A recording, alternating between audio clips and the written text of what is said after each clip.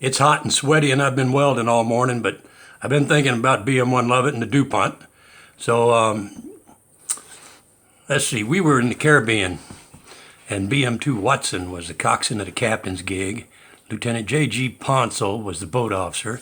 I was the bow hook, and I don't have any idea who the engineman and stern hook was. But we had choppy seas, something like 8 to 12 feet seas, and we had the ACOM ladder rigged out on the port side. The port side just happened to be the windward side, and all the chop was getting washed right up against the side of the boat, the ship. BM2 Watson had tried to land the gig a couple of times on the ACOM ladder, and because of the choppy seas, he just kind of missed, and I couldn't reach the dead man.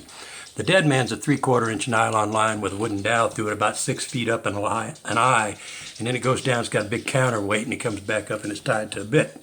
So you can put it on a boat, and it'll swing in and out. And well, Ltjg Ponsold said he was tired of Watson messing up, and he's a junior grade ensign, and he wanted to take a shot at it. So that's cool, man. Ponsold takes the helm, and he starts coming up in his khaki uniform, and he makes a pretty damn decent approach. And just about the time we're to crest one of those 10, 12-foot waves, I said, this sumbitch done it. And I reached for the dead man eye, and all of a sudden the boat lurches and goes shooting straight up in the air on the top of that break. The stern kicks around, hits the landing pad on the accommodation ladder, and the bow just takes off like a bullet, like a rocket ship. And I'm sitting there, I'm almost pushed down on the deck, and I've got a nylon line in my hand, a boat line, and I wrap that around my ankle, or my wrist, and hold on to it.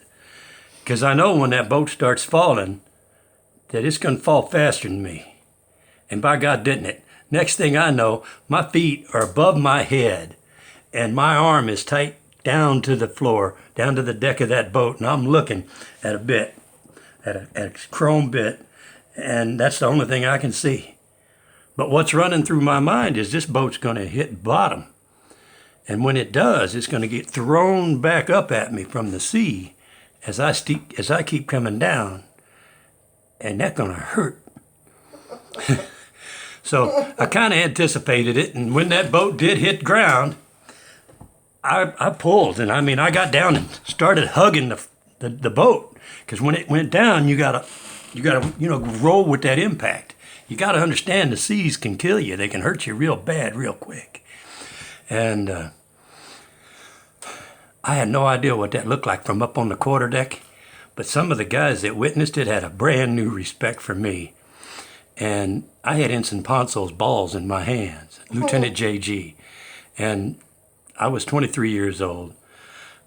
I thought that was one of the greatest things I'd ever done. It was a blast, and I was ready to do it again. And I handed him back, because I could have made a fuss about that and said, hey, I was scared for my life, and this officer, what? The guy fucked up. He's a junior grade officer. A lot of stories about officers. There are a lot of good stories on the DuPont, too.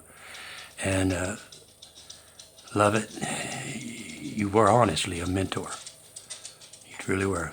I took some of my future leadership skills from you, and that's why they said, work them till they drop dead, Lewis.